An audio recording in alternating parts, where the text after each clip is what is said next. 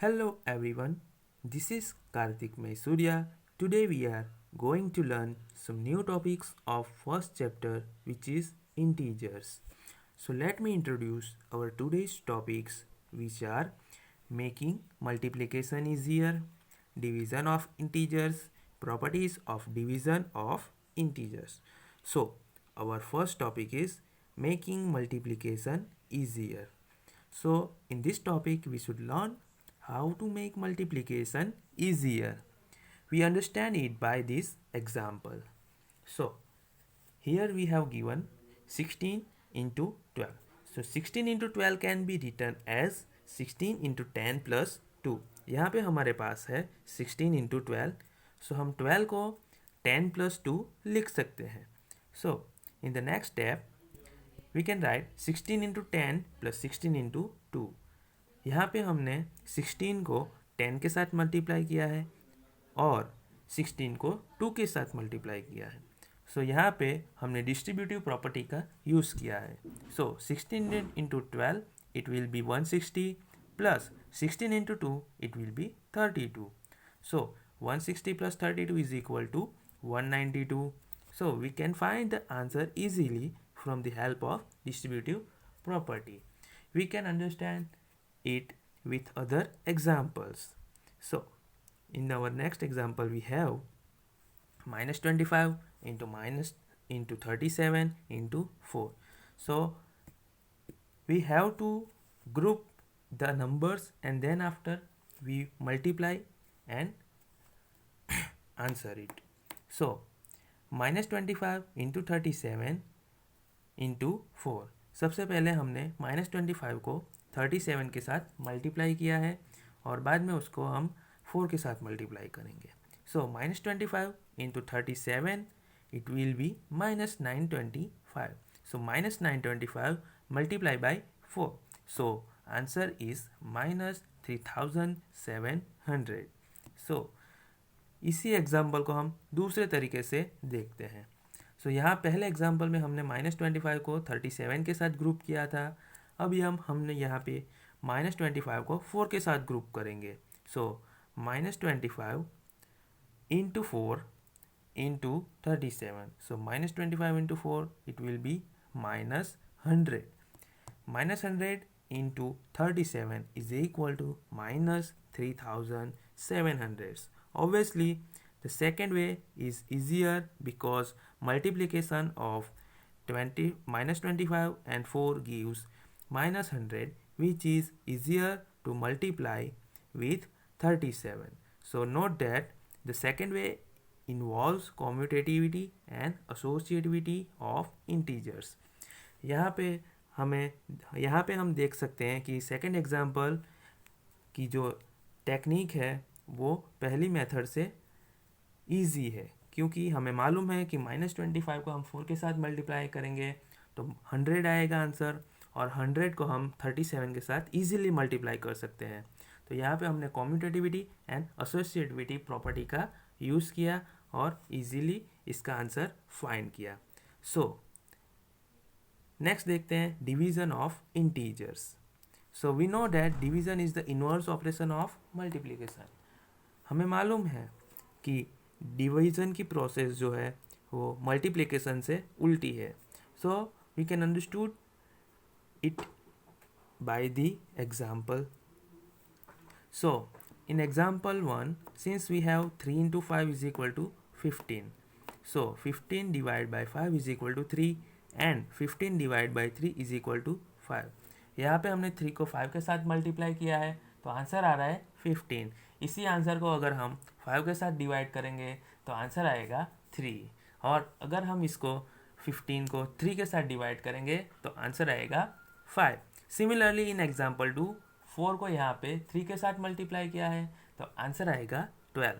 इसी आंसर को अगर हम 4 के साथ डिवाइड करेंगे तो आंसर आएगा 3 एंड 3 से डिवाइड करेंगे तो आंसर आएगा 4. यानी कि यहाँ पे जो मल्टीप्लिकेशन प्रोसेस हो रही है वो डिवीज़न से उल्टी है या तो हम बोल सकते हैं division is the inverse operation of multiplication.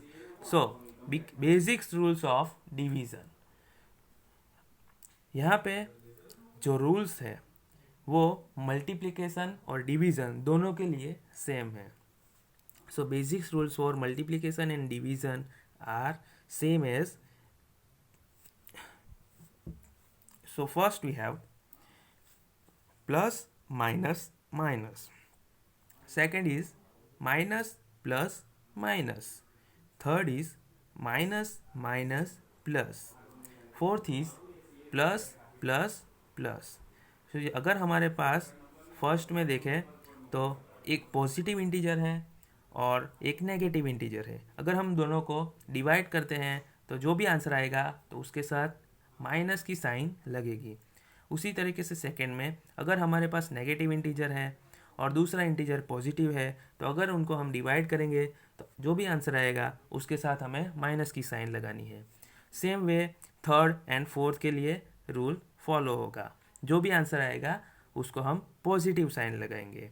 So when we do the division of integers we first divide them as a whole number and then put a sign through the rules. तो सबसे पहले हमें उसको divide करना होगा और बाद में रूल्स के थ्रू जो भी साइन आएगी उसके आगे लगानी है. तो this is the basics rules for multiplication and division. Next topic is properties of division of integers. So first in general, for any two positive integers a and b, a divided by minus b is equal to minus a divided by b. तो यहाँ पे हमने a को minus b से divide किया is equal to minus a को हमने b के साथ डिवाइड किया. तो जो भी आंसर आएगा वो क्या होगा, इंटीजर. सो चेक करते हैं हम. यहाँ पे एक एग्जांपल है minus 48 divide by 8 is equal to 48 divide by minus 8. तो हम इसको वेरीफाई करते हैं. तो सबसे पहले हम माइनस 48 को 8 के साथ डिवाइड करेंगे तो आंसर आएगा माइनस 6. एंड अगर 48 को माइनस 8 के साथ डिवाइड करेंगे तो भी आंसर आएगा minus 6. So we can say that minus 48 divide by 8 is equal to 48 divide by minus 8. So यहाँ पे ये प्रॉपर्टी फुलफिल होती है. नेक्स्ट पॉइंट देखते हैं. In general for any two positive integers a and b, so minus a divide by minus b is equal to a divide by b. So यहाँ पे जो एग्जांपल के थ्रू हमें यहाँ पे समझना है, अगर हमारे पास दो नेगेटिव इंटीजर है, अगर उन दोनों को हम डिवाइड कर रहे हैं तो आंसर क्या आना चाहिए, positive. So in the first example minus 12 divide by minus 6 is equal to 2. In second example, minus 45 divided by minus 9 is equal to 5, जो कि दोनों पॉजिटिव है. So we can say that when we divide a negative integer by a negative integer, we first divide them as a whole number and then put a sign of positive. So हम कभी भी दो negative integer को divide कर रहे हैं तो उसका आंसर ऑलवेज पॉजिटिव रहेगा. So next point is, as we know, division is not a commutative for whole numbers.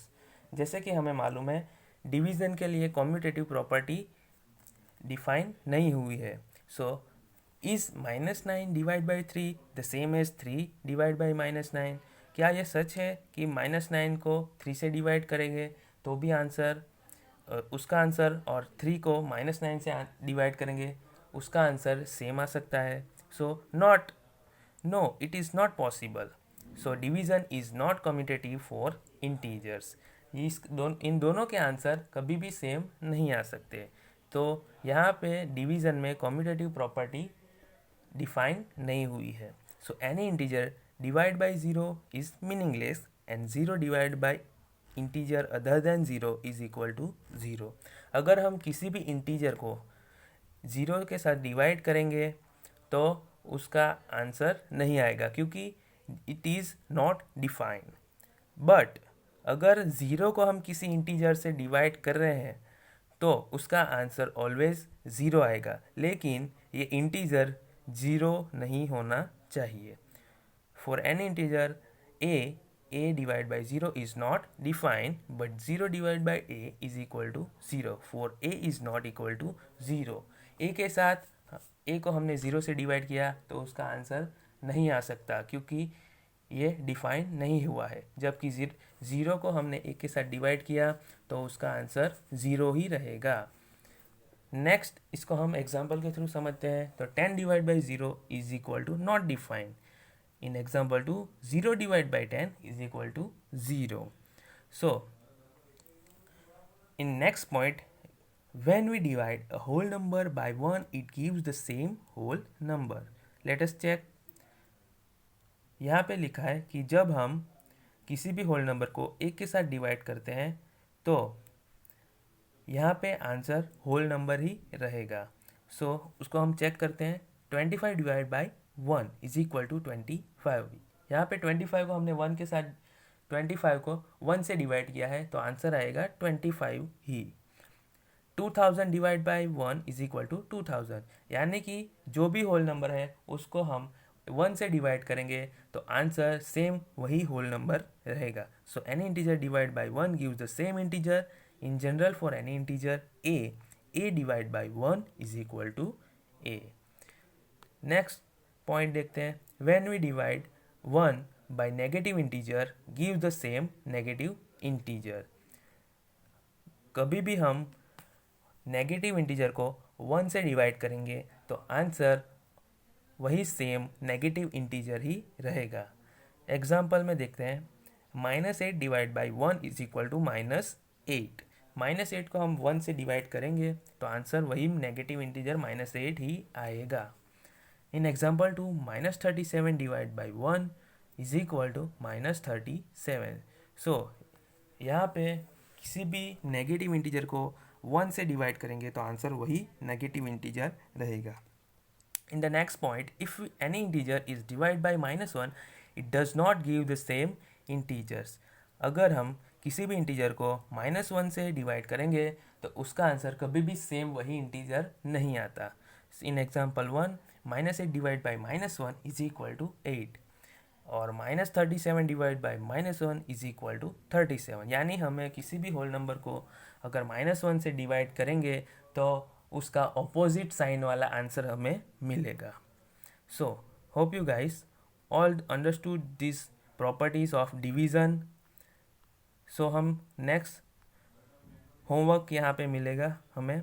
Evaluate each of the following. यहाँ पे हमारे पास कुछ सम्स है जिसको हमने जो भी हमने प्रॉपर्टीज़ देखी है, जो भी पॉइंट्स देखे हैं, उसके थ्रू हमें ये होमवर्क करना है.